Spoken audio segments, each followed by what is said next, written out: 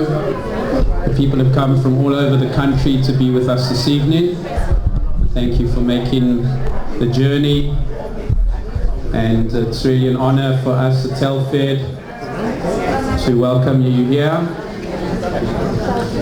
So I want to welcome, we have our Telfed volunteers here, we have past chairman here. I want to welcome them, thank them for joining us as well. And it's also a special welcome. I want to mention the Weisberg family that have joined us from Jerusalem. Weisberg's, Roma Weisberg, they're sitting at the back. Thank you guys. Yes, it's at Roma, late Roma, Ela's niece was in Maidanek with her. So I want to thank you guys for coming from Jerusalem and joining us this evening. Thank you for making that journey. Appreciate it. So also thank you I want to thank Barry Cohen, who's with us. Barry really was the initiator of the idea, and Barry came to me and he said, you know, this is the perfect film for us to show on Yom HaShoah, and so I want to thank Barry for the initiative of getting us all together and really taking part and learning from Ella. And the person that's enabled us to learn from Ella is Jordi Sank. And Jordi is an award-winning South African director and screenwriter. He's known for his feature documentary I'm Here, which will be seen shortly, from 2021. It's a South African Film and TV Awards SAFTA nominated short film The Locket from 2015, another one of his films, and an Afrikaans short film, Emtes en Leegheid, from 2022. And that recently won the best short film at Cape Net's Silver Kermfees. I want to see here who still remembers the Afrikaans and still read that.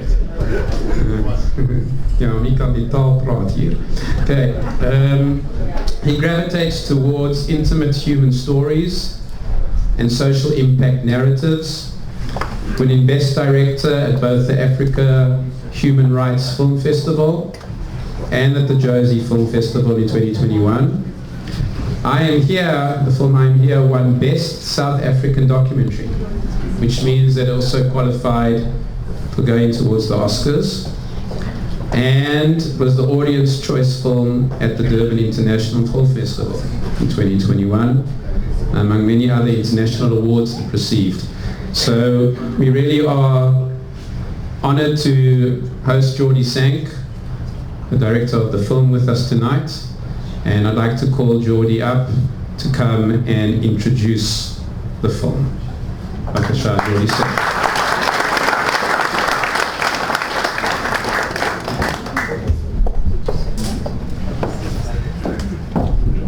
Thank you so much, Rav, and firstly I'd like to say a massive thank you to the whole team at Telfed for making this possible, also to Barry Cohen for really pushing for this event to take place. And this is the first time that the film is actually being shown in Israel, which is really remarkable. And thank you for all being part of this momentous event for the film. So a little bit about how the film started. I grew up in Cape Town in the Camps Bay Jewish community, and I was fortunate enough to grow up with the remarkable Ella Blumenthal. And I'll never forget meeting her for the first time. We were around a Shabbat dinner on a Friday night, and we were conversing and going on as we usually do, and Ella just stood up in the middle of this dinner and started recounting these harrowing stories of her survival through the concentration camps, through the Warsaw ghetto.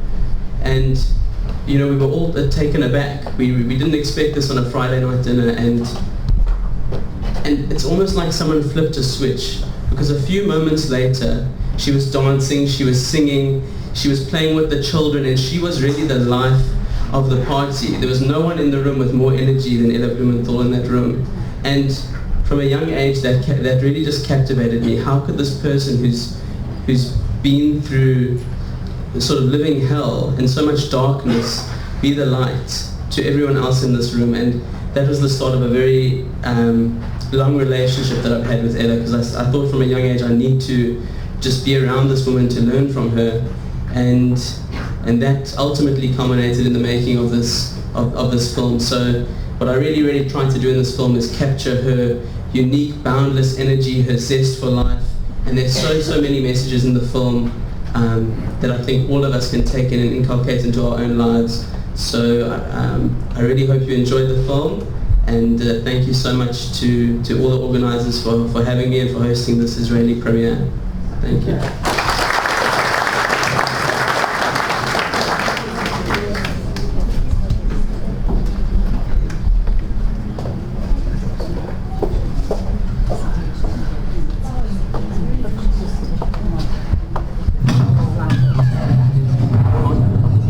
Invite Darren Blumenthal up to the stage. Darren, you saw him in the movie, and Darren is Ella's grandson. Darren made Aliyah from Australia, and he's going to share with us some greetings from his grandmother, some stories from life with his grandmother. So Darren, I want to thank you for joining us. We look forward to hearing from you. Thank you.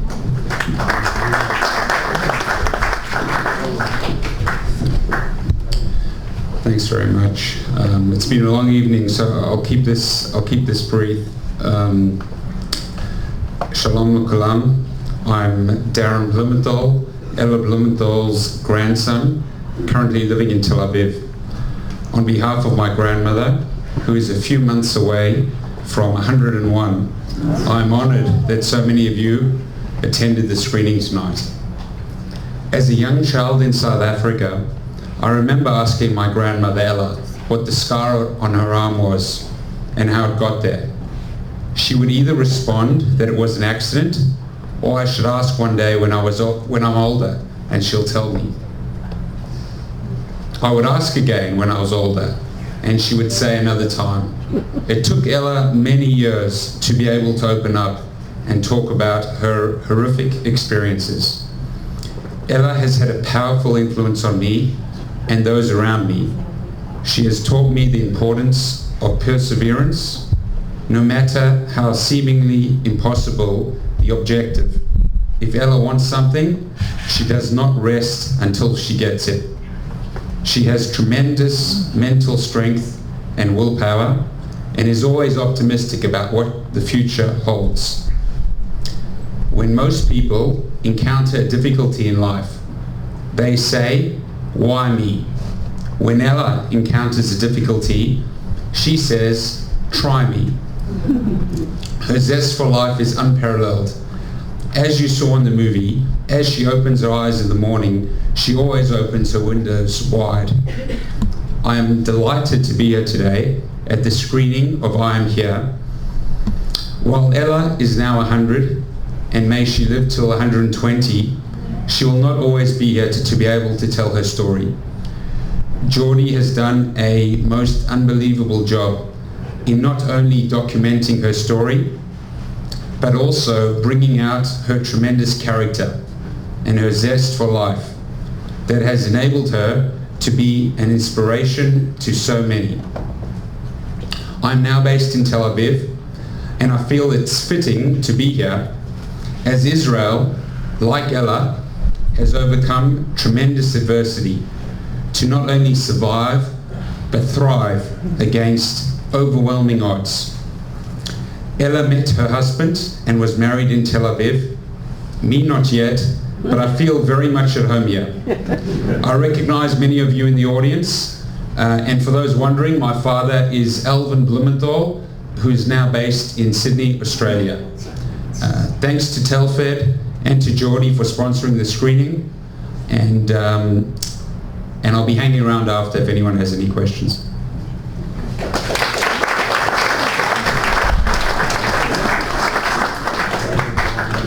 Thank you very much to Darren.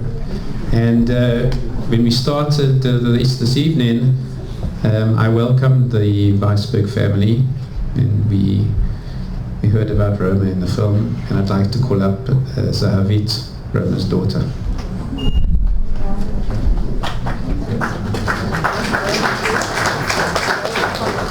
Wow, thank you so much. This crowd here is unbelievable. Half of you don't even know Hela, and you just came because she's from South Africa, and I think it is so amazing. So I'm Roma, second hand of my Auntie Hela. I always still think she was my mother's sister. We always called her Auntie Hela. Auntie Hela never let go of my mother. Any kind of trouble, Auntie Hela was there. And we all went to South Africa in 1956 when there was Milchemet Suez.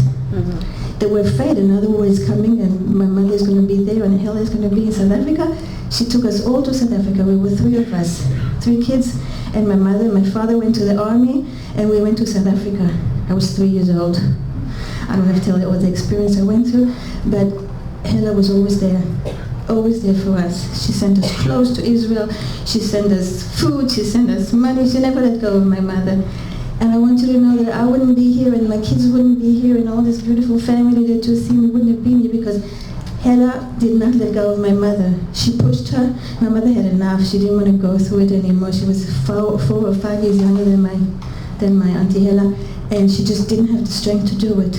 And Auntie Hela pushed her. And when they stood online for selection, she pinched my mother's cheeks. So my mother would look a little bit with some life to her because they looked like skeletons. And I didn't prepare that speech. I didn't know what I'm going to, but I want you to know that it was the most amazing presentation. You brought out Auntie Hela in such a beautiful way. And I was there by her about 2 years ago before this corona started, and I sat on the bed with her and I walked on the shore with her. And she's such a happy person. I've never met anybody like this in my life. So I want you all to take that message from her. Just be happy for what we have, because we have so much to be thankful for. And if we all look at just what we have, this is what Hashem wants us to do, just to be happy. And I wish you all happiness and kol tov, and you've done a tremendous job. Both of you, I know that I'm sure the other people, it was just very touching. You showed her in such a beautiful, clear, exactly how she is and who she is. And I'm going to repeat that. In Shabbat Nachamu, Auntie Hela is going to be 101 years old. It's remarkable that she's survived this. I don't want to say it, that word. She survived it and she's made it to 101. It's unbelievable. My mother passed away 3 months ago, and my daughter gave birth to a beautiful little girl 2 days before my mother passed away, and she named her after my mother, which I feel so grateful for this. So, bracha v'atzlacha to all of you. Good luck. I'm glad to see you all made Aliyah in Israel. This is our home and this is where we're supposed to be. And just be happy. Kol tov, bracha v'atzlacha.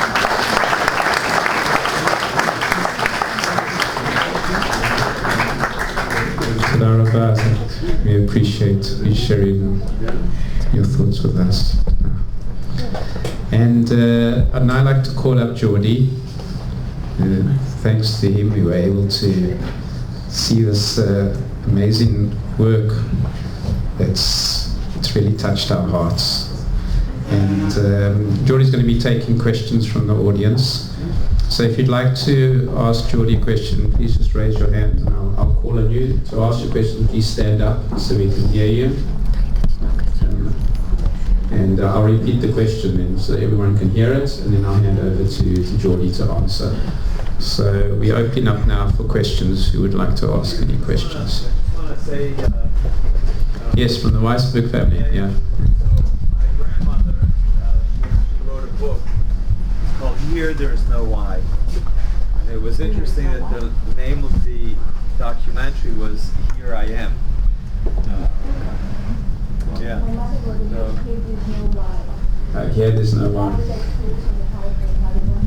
We can't hear. So Here There's No Why, and Here I Am. It was also very interesting to see it from we also call her Auntie Hela. It was interesting to see the documentary from her perspective, because growing up we always heard it from my grandmother's perspective, but their story is just please. So we've all heard it from the Weisberg's family side, then to see it from Ella's perspective and how special it was for them to see it from the other side, from the aunt's side. So thank you for sharing that with us. I appreciate it. So now questions from the audience, please, Geordie. Who would like to ask my questions? Just before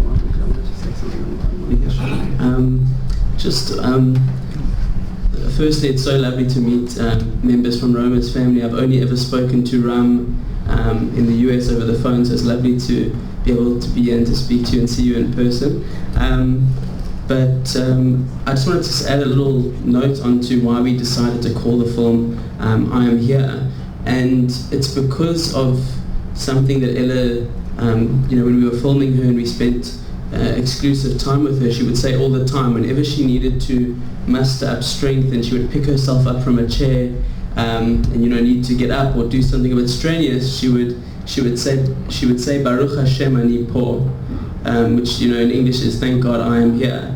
And we thought it's so pertinent to the film because she is here. When the Nazi grabbed her arm and said, "Are you still here?" This is Ella's response to that Nazi, to all the people trying to destroy the Jews. She's here, she's proud, and she's living life with a smile on her face towards the future. So that's just a little note on why we decided to call the film I Am Here. Thank you, Geordie. Okay, so there are questions. Okay, so Leslie, please stand up. Just introduce yourself, say your name, and then your question. My name's Leslie Flax. I'm just wondering, it appears that Ella never mentioned to her children that she'd been in the Holocaust. Well, when did she start talking about it? So to repeat Leslie's question, says it appears that Ella didn't talk to her children about the Holocaust, and when did she start talking about it?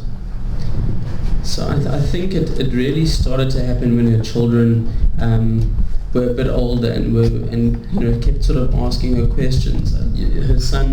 Her one son mentions how they would wake up in the middle of the night hearing her screaming, and they always felt sort of fish out of water, like their lives were a little bit different and their mom was a little bit different. So when they got a bit older and they could sort of understand, Ella started to open up. So I know Evelyn, the youngest daughter, says when she, I think, was around maybe bat mitzvah age, Ella started to open up to her slowly, and it wasn't like spill her whole story out, but it was very, very gradual. One sort of story, one sort of thing at a time, until right now she's in a place where she's able to speak about it openly and to tell her whole story. I just wanted to add something. I just wanted to add, if you're ever interested in my mother's book, which tells you the whole story when the war started and when it ended, it's Here There's No Why, and you can get it on Amazon. And it's an amazing book.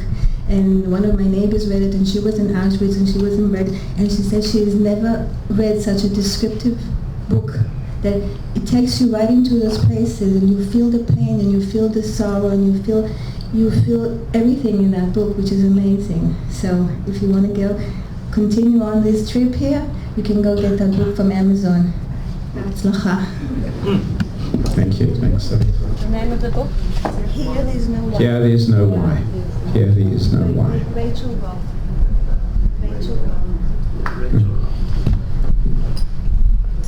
More questions, Mesh? Hi, Jordy. Two things. First of all, I want to compliment you on the most amazing production. And second of all,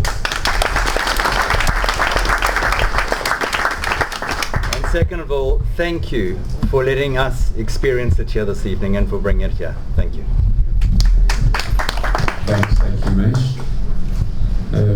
Any more questions? Barry? Was that a question? Jordy, what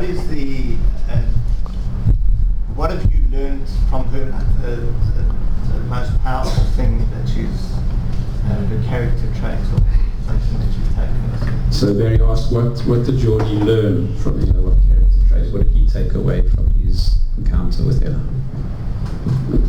Well, Great question, but there's just so much. It's Ella has really completely changed my whole outlook on life. Like there was before meeting Ella, and there was after meeting Ella. But I think something that's really affected me is her boundless energy and her unwavering optimism. I'll give you an example. During the COVID pandemic, when everyone was in hard lockdown in South Africa, her and her daughter were standing on the balcony, and they were looking outside, and her daughter was complaining and saying how terrible things are in the world, and look what's going on, and are we trapped in our homes? And Ella just looked at her and said, just look in front of you at the beautiful sunset in front of us in Camps Bay, the beautiful sea, the sky, the birds.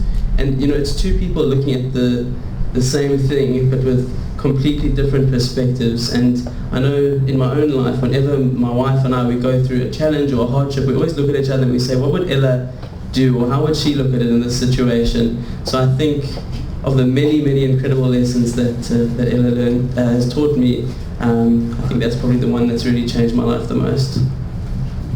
Where did you get the idea of the butterflies?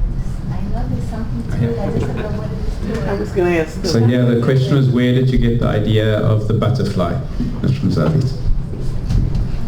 So the butterfly is a motif. If you look at a lot of artwork done in the Holocaust, particularly by children, the butterfly is quite a pertinent theme that you'll see.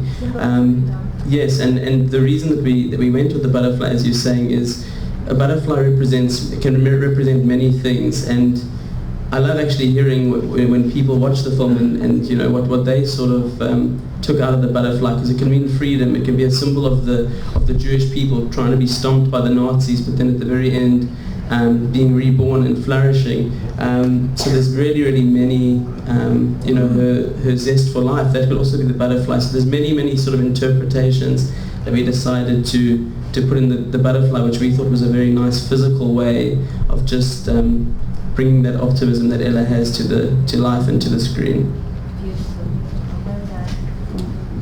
Yeah, I remember a poem at Yad Vashem, the butterfly. Yeah, I remember that. Yeah, please introduce yourself and ask your question. Hi, And stand up. Hi, Leora Bloom. I'm a graphic designer, and I'm looking at the way you put it together technically so well and really amazingly done. And I'm just interested to know, how long did it take you to make the movie, and also the animation? Who did the animation for you? And I think it was very poignant. Leora, as a graphic designer, wanted to know how long it took to make the movie and more details about the animation. So all in all, the movie took 2 years to do. The animation was probably the longest. It is what took the longest in the film, because it's about 30 minutes of animated footage.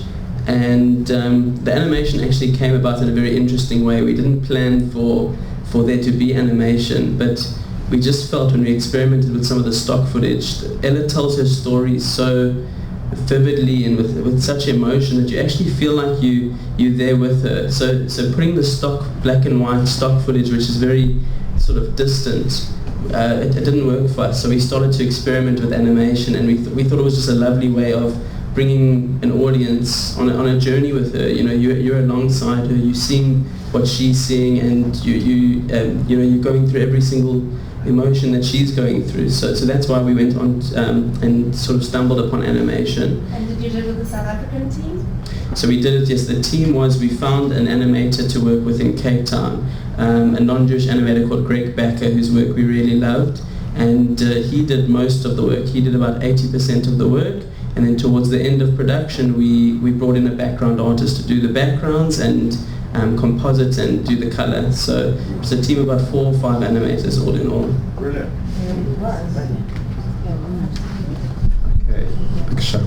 Okay.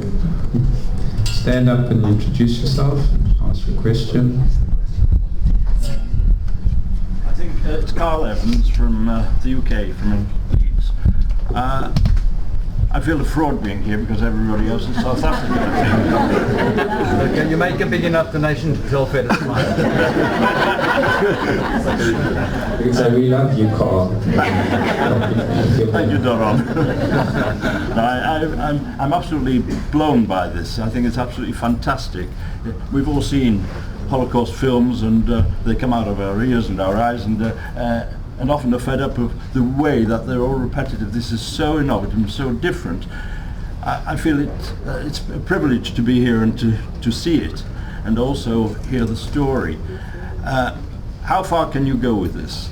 Are you going to take it worldwide to the non-Jewish communities, not just to ourselves? I'd appreciate to know if it's going to be available perhaps online to anybody, or how you're going to promote it. I think it's well worthwhile.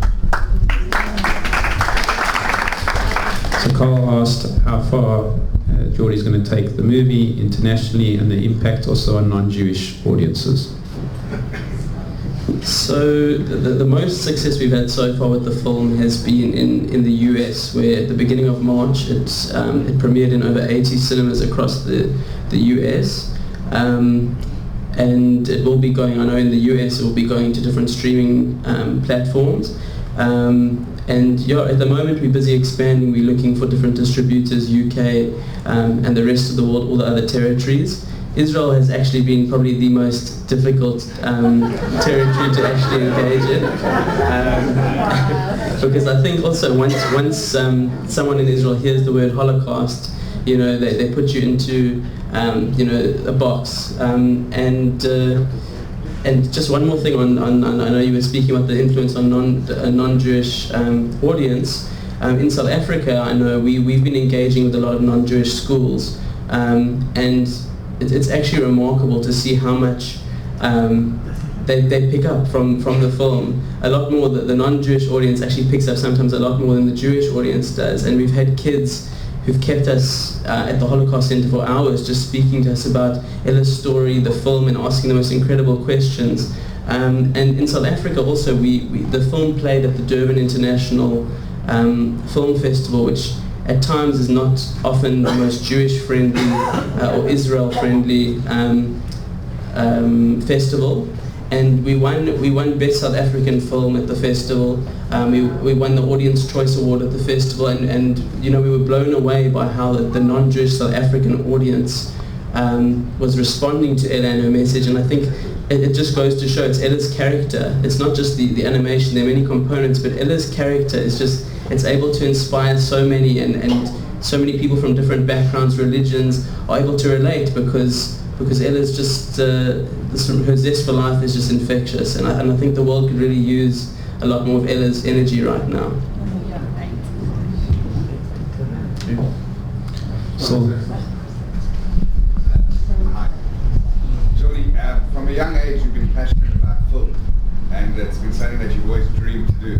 What are your next steps after this? Is it to focus on educational films like this, or is it to branch out into all sorts of film? And just to say you've really made your family and everyone who knows you very proud of what you've done with this. So,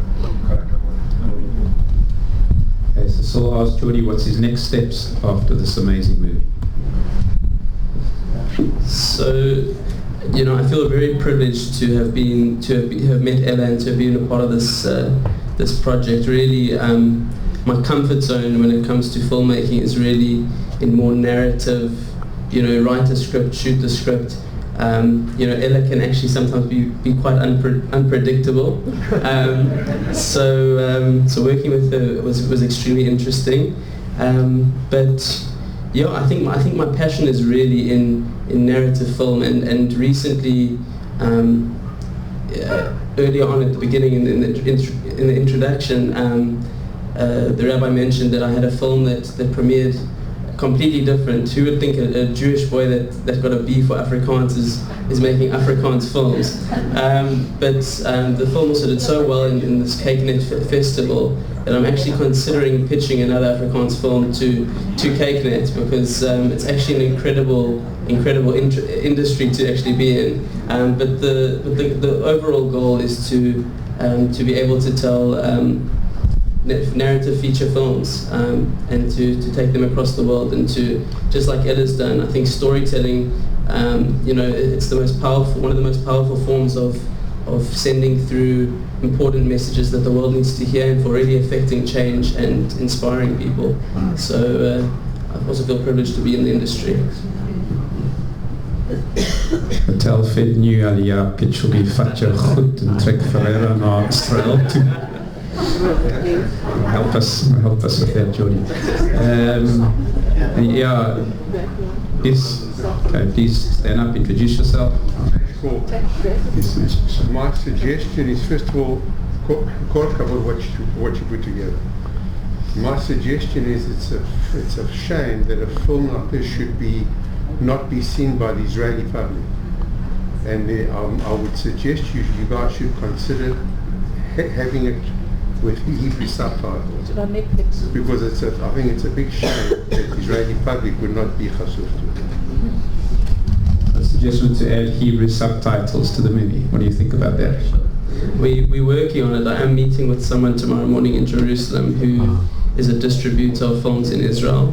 It's been a meeting that I've been trying to work on for many months, and I finally was able to secure it for this trip. So I'm hoping that something will come of that, because I agree with you. I think in Israel it's important for not just an Israeli public, for I think everyone around the world to hear Ella's important messages. But specifically in Israel, because of the focus on Yom HaShoah. No, definitely. Okay, I'm going to be taking like the last 2-3 questions. Yeah. Jordi, I just want to know, what did Ella think of the film, and how much involvement did she have? Editing? What was her take on it? Yes. Josie asks us, what was Ella's take on the film? How much interaction did she have on the filmmaking itself? So you can imagine trying to convince Ella to do an animated film. You can imagine how difficult that was. But I think one of the things I was most scared of going into this project was actually what Ella would land up thinking of the project, because I could have gone and make the documentary I wanted to make, but I had an important task was put in my hands of making a story that basically captures Ella's life story, and to do that justice was for me one of the most important things. So every step of the way we were showing her different versions of the film.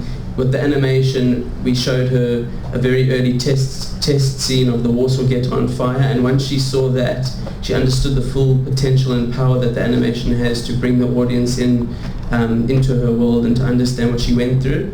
And today, the final product, Ella is extremely happy, thank God. We still talk often, and I was actually in Cape Town just under a month ago, and we were chatting till about 11:30 at night. Thank God she loves the film, and I'm the most proud that she's the most proud of the film. So. I don't know how many times she smacked you with a cane. Not once, only verbal. Yes.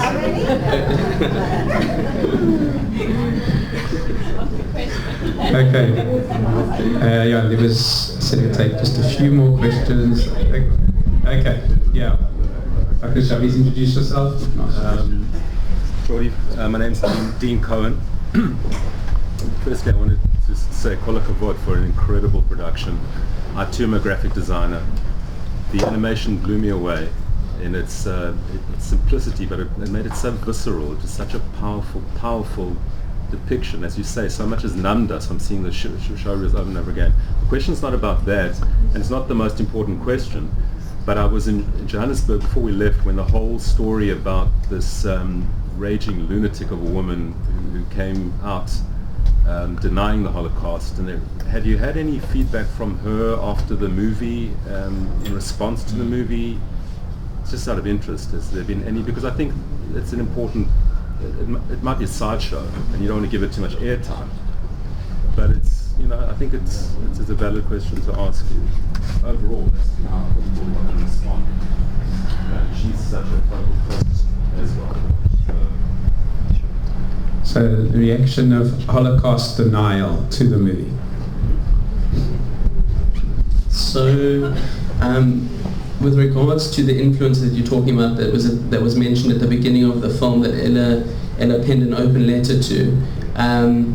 So Ella has still, she penned the open letter. She's tried in various ways through different Jewish organizations to be in touch with her, and she's gotten zero response.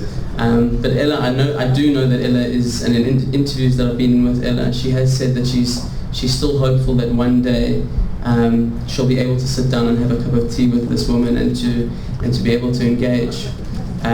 So, and I think so I don't know if that will happen, but we can only hope. Okay. Last two questions we'll take. Okay, Sam. It was absolutely unbelievable. It blew me away. I have two questions. One is whether you have visited Poland, and number two is whether the blue of the butterfly were her eyes, because her eyes were not blue in the animation. They appear to be blue from her, whether the butterfly was blue for her. I'm just curious why you never made her eyes blue in the animation. Greeny blue.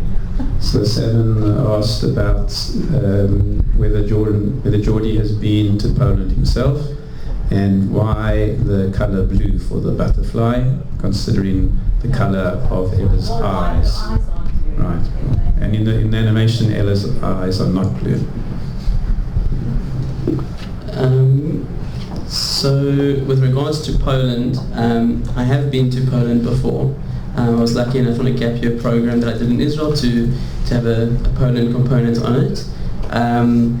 But I will say that I went to Poland and being there was, you can't help but be affected by what you're seeing.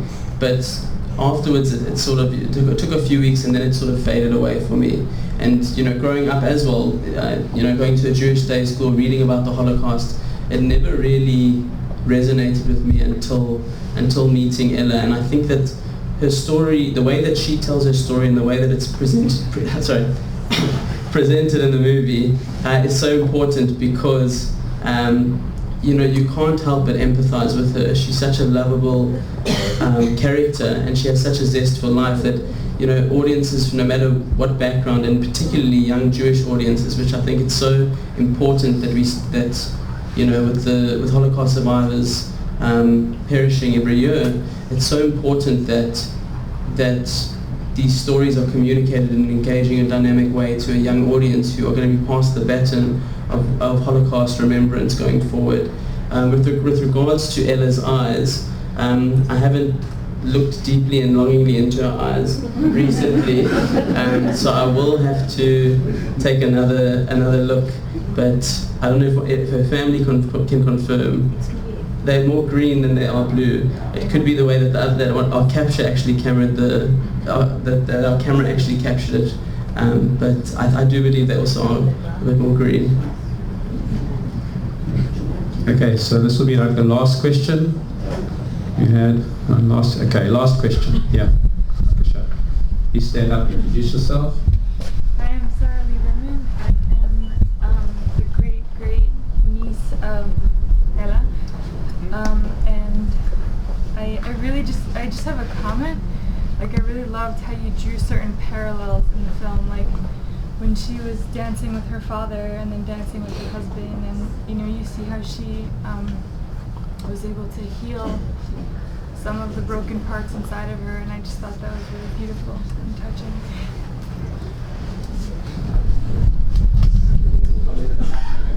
Am I correct that was more of a comment than a question? Yes. Okay. I think just if I can say one thing on that, she was talking about certain parallels in the film. For instance, the dancing with the father and the dancing with the husband, with her husband Isaac, for example. But I think one thing in the way that we formatted the film, which really I thought added so much nuance, is, and I'll give you an example. The scene where she, you look at her and you see this frugal old lady who makes 5 cups of tea with one tea bag, and only when you understand that she had to risk her life and fight every single day for a tiny little peel of a potato, and really put her life on the line, then you can really understand why she uses that tea bag and why she is the way she is. So yeah, just an extra little nuance. I only now understand that 5 roses is actually a tea bag. It's right next to the roses on the table. So we're very fortunate this evening. First, we're fortunate Geordie came out especially for this evening.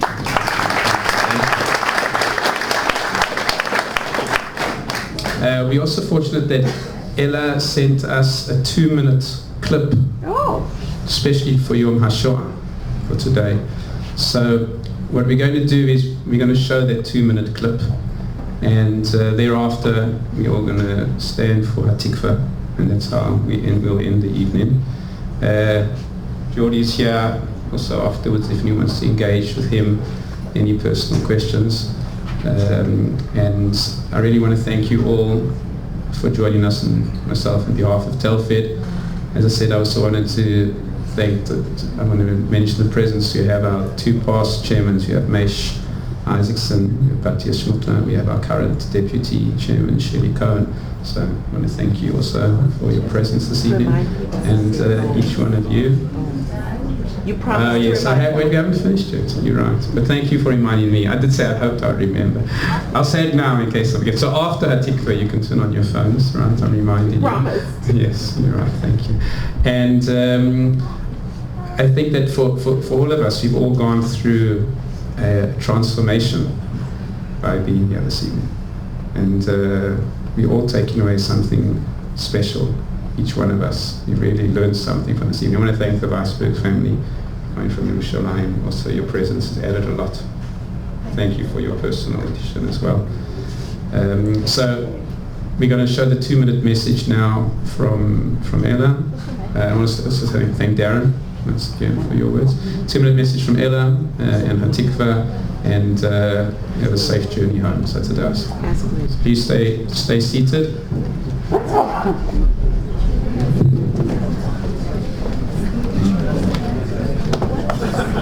Ella's elated that her family name.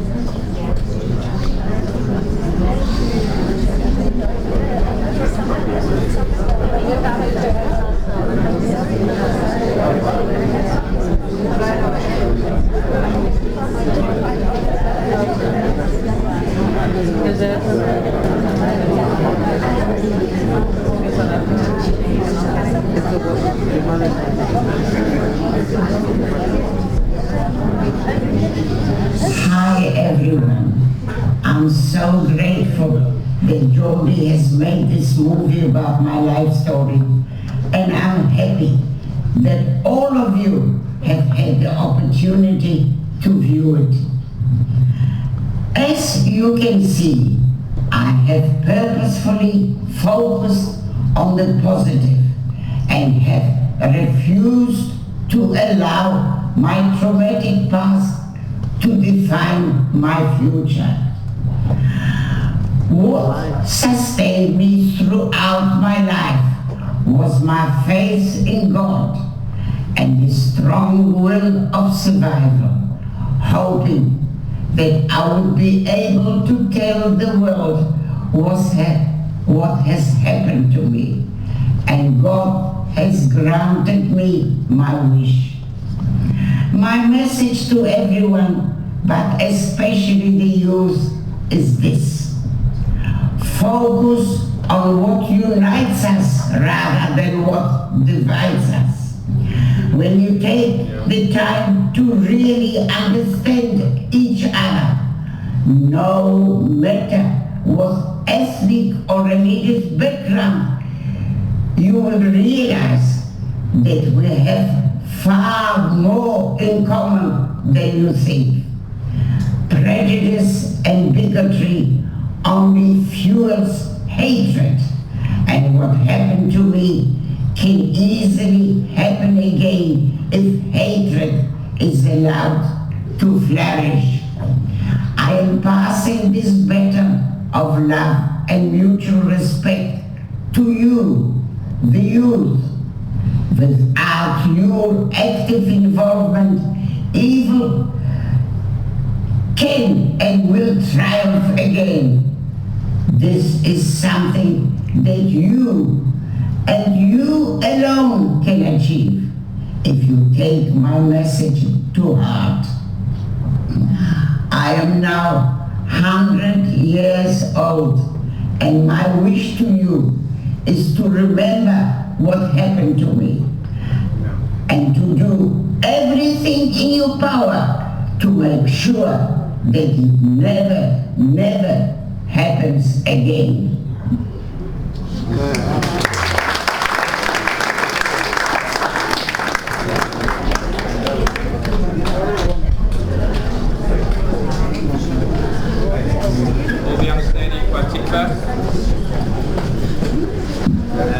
And if anyone didn't get an email invitation, you didn't get the newsletter, if you only heard about this evening just by hearsay, it means that we don't have your email or it's not updated on the Telfed database, then please send me an email, go to the Telfed website, the Ron Klein, you'll find me there, or come take my card, drop me a line. We'd like to update your details on the Telfed database. We end the evening with I just want to just thank Dr. Les Glassman, who came also filmed the question and answer session and the introduction. So thank you, Les, and Nasiya Tova to everybody.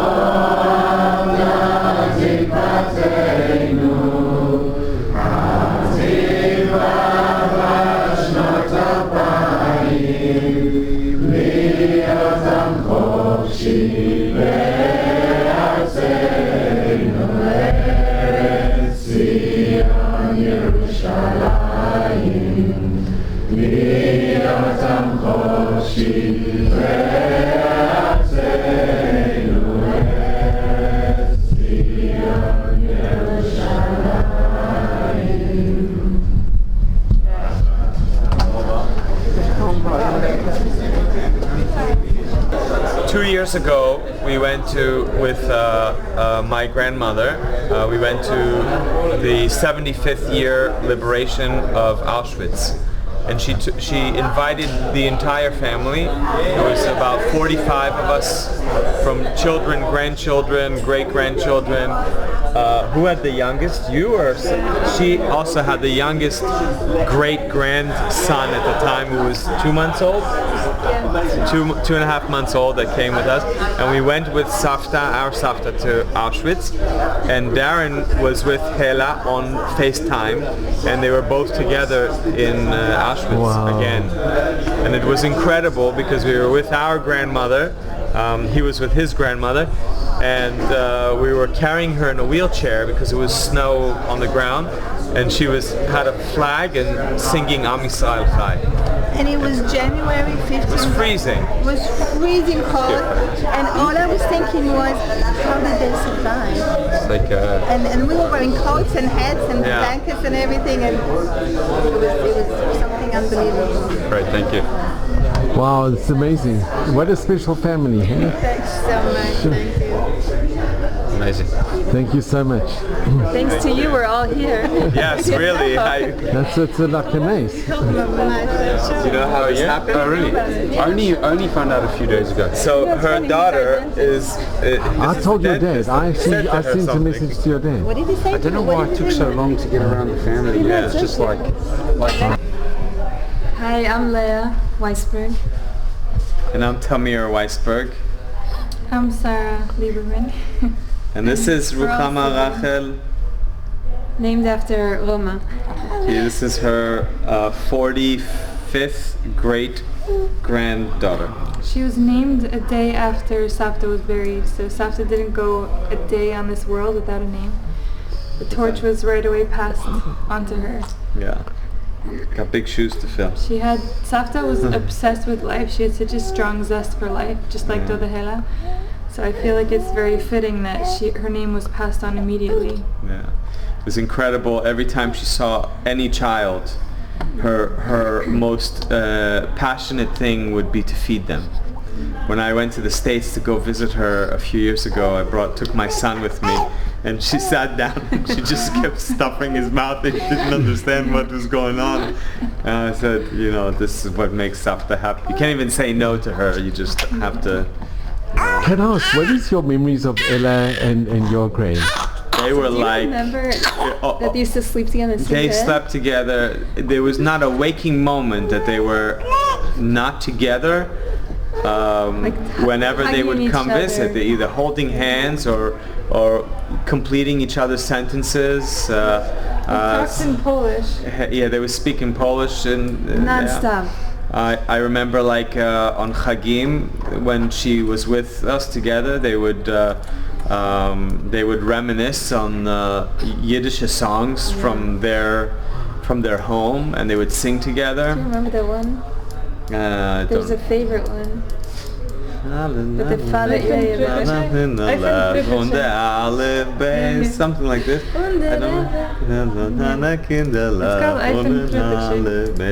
And they would sit there and just sing, and they were so full of life.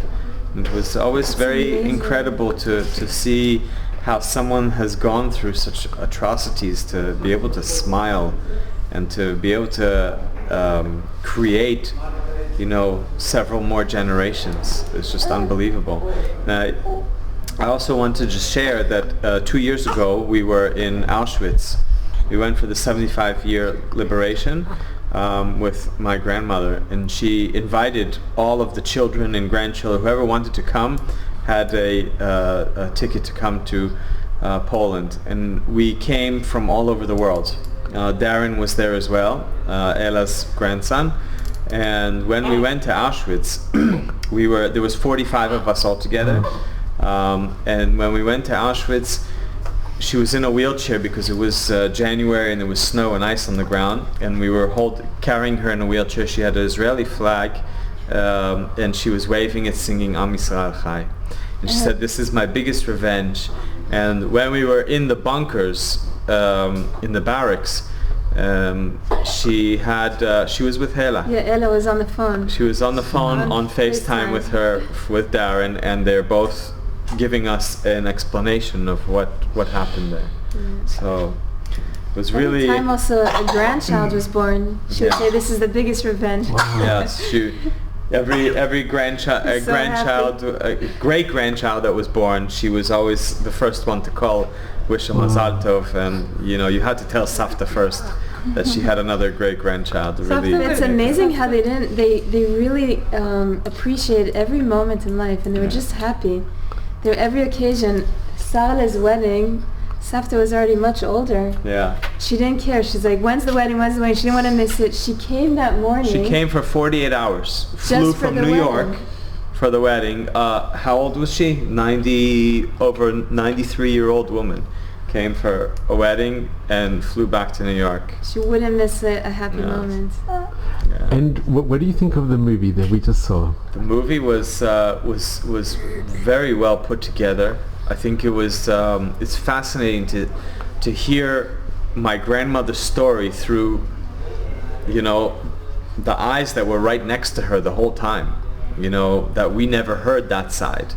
We heard our Safta's story as soon as we were able to sit down and listen to the stories from her. And even though Hela came to us, she never said her story. We just, you know, just now I'm hearing Hela's story, and it's incredible the way it syncs together, like it's in sync with what we grew up with, just from the eyes of someone standing next to her. So it was very incredible and well put together, and really presented very, very nicely. And I think you see Ella speaking with Roma, with your grandmother, and you see her face, and I think it must have been incredibly moving and we definitely very had special. some tears then. Yeah. Safta always tells us that she wouldn't be here if not for Hela. Yeah. So she encouraged her. She was always there for her. Hela was older than her. She was her aunt, and and she really supported her and helped her not give up hope. Yeah, she made sure she survived. It showed the picture of the only picture they have of the family before the war at a wedding. It said the date, and then it said present, and it showed all of Hela's family. But it could have also showed all of our family, because we're all here because of Hela. But they did have a picture of all your family.